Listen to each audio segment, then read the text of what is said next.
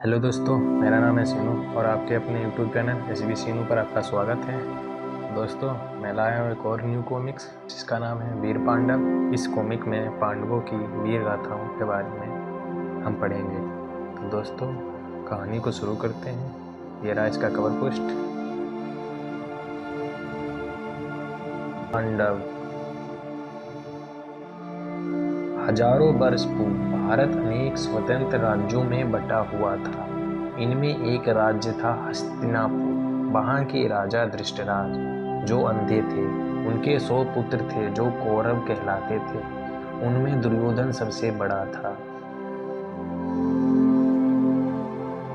धृतराष्ट्र से पहले उनके भाई पांडु राजा थे, पर लगातार रोगी रहने के कारण वे राजपाट छोड़कर वनवासी हो गए थे। उनकी 2 पत्नियां थीं, कुंती और माद्री। कुंती के 3 पुत्र हुए, युधिष्ठिर, भीम और अर्जुन। माद्री ने 2 पुत्रों को जन्म दिया जिनके नाम थे नकुल और सहदेव। ये 5 पांडव कहलाते थे। वन में ऋषि मुनि पांडवों को शिक्षा देते थे। भीम, अभी आया गुरुदेव। वन के कठोर जीवन ने उन्हें निडर और बलवान बना दिया था। पांडु की मृत्यु के बाद माद्री उनके सब के साथ सती हो गई। महर्षि व्यास ने कुंती को धीरज दिया। धीरज रखो कुंती, मैं तुम्हारे पुत्रों को हस्तिनापुर ले जाऊंगा। अर्जुन, माताजी कह रही थी कि कल हम हस्तिनापुर जाएंगे। वहां राजमहल में तुम्हारी भेंट परदादा भीष्म से होगी, बुद्धिमान मंत्री विदुर से होगी और मिलेंगे हमारे 100 चचेरे भाई। कैसे याद रखते होंगे हमारे चाचा को उनके नाम। अगले दिन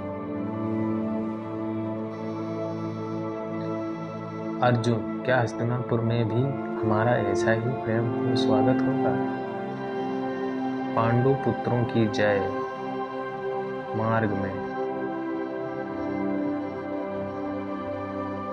महल में अंधे धृतराष्ट्र ने उनका स्वागत करते समय खूब प्रेम जताया। आओ पुत्रों, आओ। वाह, ये पुत्र हैं, तो फिर हम कौन हैं?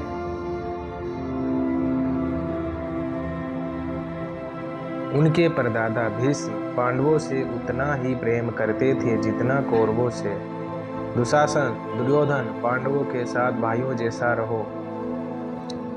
विदुर ने भी उन्हें आशीर्वाद दिया, अपने पिता पांडु का नाम उजागर करना। जैसे जैसे दिन बीतते गए, पांडवों के प्रति दुर्योधन का द्वेष बढ़ता गया। हो सकता है एक दिन ये युधिष्ठिर युवराज बन जाए, पर युवराज बनने का अधिकार तो तुम्हारा है दुर्योधन। कौरव पांडवों से ईर्ष्या करते थे। देखो, अर्जुन से कोई निशाना नहीं चूकता, और नकुल की घुड़सवारी भी तो देखो। कौरव भीम के बल से विशेष रूप से भयभीत थे। दुशासन, देखो ये हमारे भाइयों को कैसे खींचता है। ऐसे खींचता है जैसे हाथी लट्ठे को। भीम के प्रति कौरवों का द्वेष बढ़ता ही गया। भीम को जल में डुबकी लगाए बहुत देर हो गई। कितना अच्छा हो कि वह डूब ही जाए। भीम, वृक्ष को हिलाओ मत, हम गिर पड़ेंगे। तुम सब सूखे पत्तों के समान हो ना। एक दिन नदी के किनारे, चलो इस दुष्ट को गंगा में फेंक दिया जाए।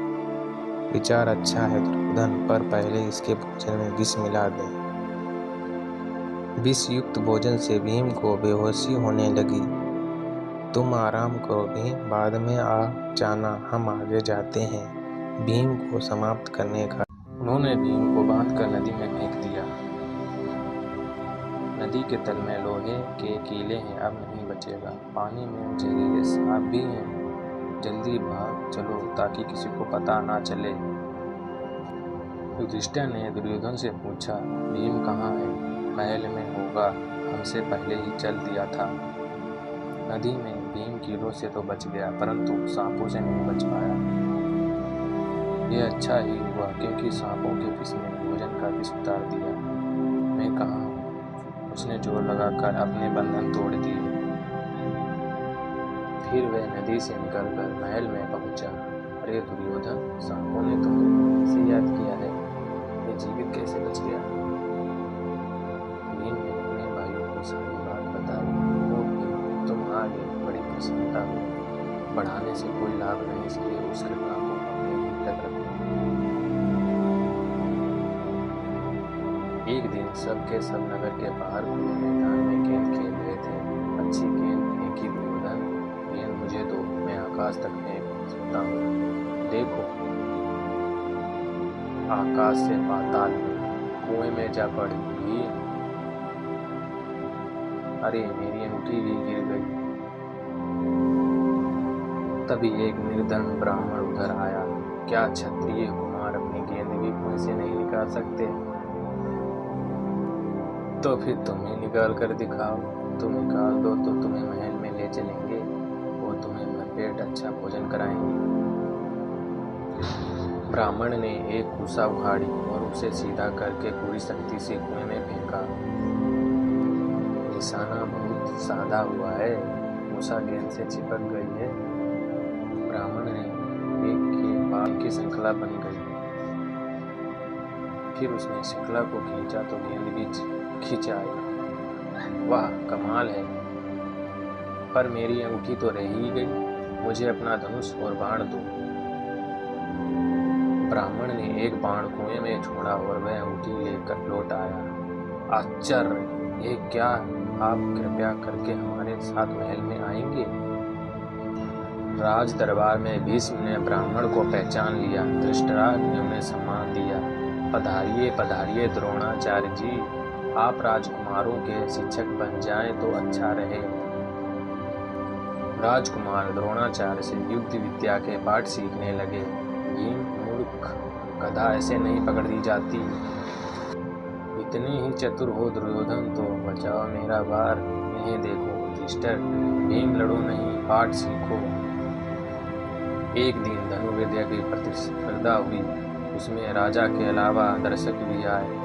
अर्जुन को भी निशाना नहीं छूटता। मेरा दावा है, धनुर्विद्या में कोई अर्जुन की बराबरी नहीं कर सकता।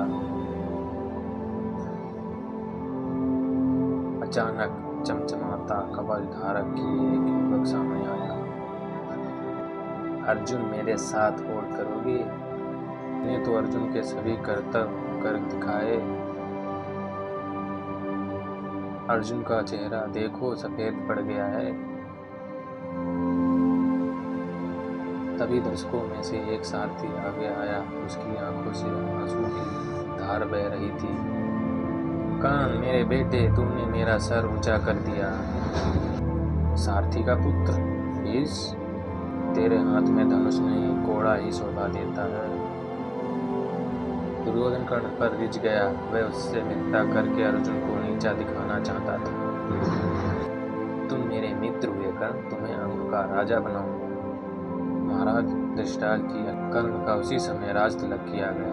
मैं सदा तुम्हारा ऋणी रहूंगा दुर्योधन। दुर्योधन ने सारी कार्यवाही इतनी शीघ्रता से की कि सब आश्चर्यचकित रह गए। इससे क्या होता है? इसका जन्म तो नीच कुल में ही हुआ है। चलो कर्ण, अर्जुन की बात पर कान मत दो। कुंती को ये सब देखकर बड़ा दुख हुआ। ये मेरा पुत्र है, बहुत ही छुपन में मैंने इसे जन्म दिया था।